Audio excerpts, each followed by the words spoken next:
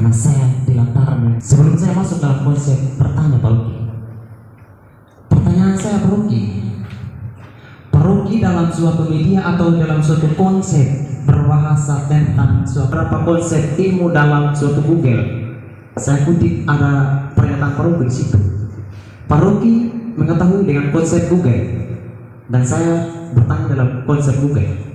Sebelum saya masuk pada kedua, pertanyaan saya yang pertama Pak Ruki, yang pertama, berapa detik Pak Ruki ketika Pak Ruki tadi berjalan dan berguling di sini? Berapa jam dan berapa detik? Pak Ruki tidak mengetahui itu, karena saya rasa Pak Ruki tidak melihat saya. Nah itu konsep dasar dari berpikir seperti yang perlu diterapkan oleh kita semua. Kenapa kami bisa untuk menerapkan ilmu kepada pemerintah setempat itu? Karena kami di bawah naungan pemerintah itu Pak Ruki.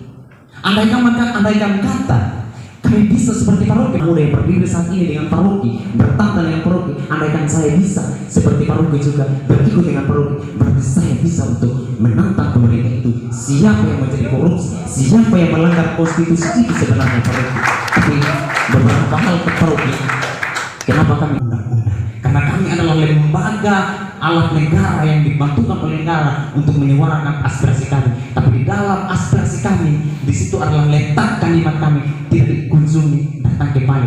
Mendamaikan batin kita dengan keadaan, tetapi sekaligus upaya untuk memberitahu bahwa berdamai artinya berjuang, bukan berhenti itu.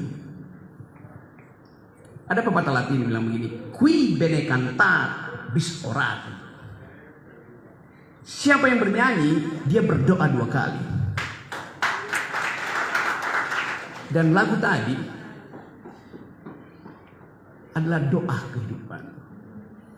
Tapi jangan anggap kalau saya bilang siapa yang bernyanyi dia berdoa 2 kali, qui bene cantat bis orat. Siapa yang berpuisi dia bernyanyi 2 kali. Maka siapa yang berpuisi dia berdoa 4 kali. Itu tidak berarti Anda tidak perlu sholat lagi.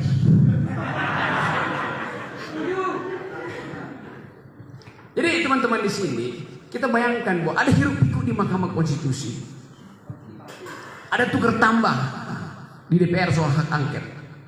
Tetapi hiruk pikuk itu hanya menimbulkan kakofoni. Dalam ilmu musik namanya kakofoni. Kakofoni artinya bunyi-bunyian tanpa partitur, bunyi-bunyian tanpa nada dasar.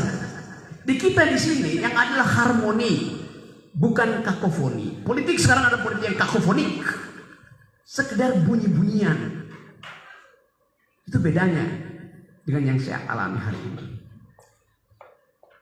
Sekali lagi, keadaan kita menuntut kita untuk menemukan apa yang menyebabkan kita terjebak pada politik kakofoni.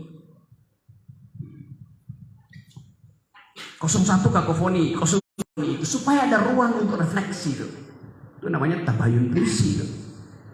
Tetapi batin kita juga memaksa kita untuk mengaji kebangsaan. Kenapa? Yang diendapkan dalam batin, dia memerlukan outlet. Dalam bentuk formilnya perjuangan untuk memprotes hasil pemilu. Tapi dalam bentuk yang lebih sublim, perjuangan untuk melegakan batin, menerima keadaan sekaligus memproduksi dari dalam. Di dalam filosofi sufisme, kalau keadaan di luar terlalu sempit, maka kita perluas apa yang ada dalam kita, batin kita. Puisi adalah upaya memperluas ruang batin. Ketika politik mempersempit ruang percakapan, ruang narasi. Musik mengungkapkan sesuatu untuk membuat kita percaya bahwa ada keheningan yang bisa kita isi dengan kesunyian, keheningan yang bisa diisi dengan kesunyian. Jadi sekali lagi ini satu pertemuan kebudayaan yang boleh saya sebut sebagai refleksi dari kemarahan kita terhadap apa yang ada di luar. Kan Anda datang di sini hanya dalam 10 jam yang lalu tuh saya datang di situ. Artinya ada kekuatan batin yang membuat kita tahu bahwa ada problem dan kita mau dengar apa keterangan akademis problem itu. Tetapi tadi pertanyaan Ibu tadi itu yang esensial, yang fundamental di situ.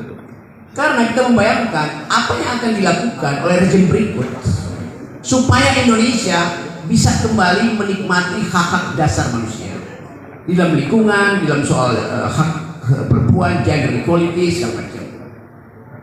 Coba kita bikin dugaan ya bahwa Prabowo akhirnya dengan segala macam alasan, entah itu pragmatis, entah itu konstitusional, memimpin negeri ini. Potensi pelanggaran HAM bertambah atau berkurang dibandingkan dengan keadaan sebelumnya. Tentu secara normatif Prabowo akan berupaya untuk memperlihatkan bahwa dia ingin seluruh jejak yang didakwahkan pada dia, yang sampai sekarang masih beredar di dalam sosial media, bisa dia kurangi atau bisa dia buktikan sebaliknya. Jadi tentu dari niat pasti dia ingin untuk memulihkan reputasi dia supaya tidak disebut sebagai pelanggar HAM. Itu normatifnya tuh.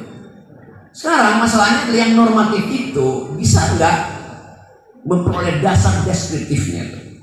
Itu tergantung pada siapa yang dipilih sebagai Menteri Pertahanan, Jaksa Agung, Menteri Kehakiman. Kan ini soal desain institusi yang akan datang sangat memperhatikan itu. Kenapa? Karena legitimasi dari presiden yang akan datang sangat rapuh. Jadi dia akan tukar tambah dengan perempuan NTT, dengan aktivis migran care. Itu adalah fungsi dari opini publik. Jadi bagus dari kita perkuat dari opini publik kan. Itu dasarnya tuh. Apalagi tadi ya Ibu iya itu kita nggak ngerti kenapa misalnya tiba-tiba Pantai Indah Kapuk dijadikan proyek strategis nasional. Padahal itu perusahaan swasta yang membangun properti, mall, perumahan mewah di Pantai Indah Kapuk. Mengapa BSD dijadikan sebagai PSN juga tuh? Di satu Bumi Serpong Damai siapa pemilik dari Pantai Indah Kapuk? Kalau kita baca perlahan-lahan, kita lihat koneksinya bahwa Pantai Indah Kapuk dan PSN itu pemiliknya sama dengan oligarki yang diminta oleh Jokowi untuk investasi pertama di IKN, yaitu Agung Sedoyo, perusahaan dan Sinarmas. Jadi kelihatannya itu bertambah aja. Nah ini menunjukkan bahwa masalah ini akan dihadapi oleh Prabowo nanti, karena akan banyak gugatan terhadap konsep PSN itu. Yang paling berbahaya adalah PSN yang ada di daerah-daerah yang tanpa sorotan publik. Satu waktu saya naik gunung Pangrango di Jawa Barat. Saya jalan ketemu dengan petani yang kebetulan dia ketua RT, ketua lurah di situ. Dia bilang begini Pak Rocky, kami resah karena tiba-tiba satu hari ada poster gede di depan kebun kami yang kami udah puluhan tahun kelola itu. Ini adalah proyek strategis presiden. Resah petani di situ. Petaninya tanya pada saya, kalau saya memotret orang yang sedang memasang patok itu Pak Rocky, saya kena undang-undang ITE atau enggak? Anda bayangkan, undang-undang ITE itu jadi momok, jadi hantu yang menakutkan di tingkat bawah. Mereka nggak pernah baca apa undang-undang ITE, tapi kata UU ITE itu jadi bagian yang seram, menyeramkan bagi mereka.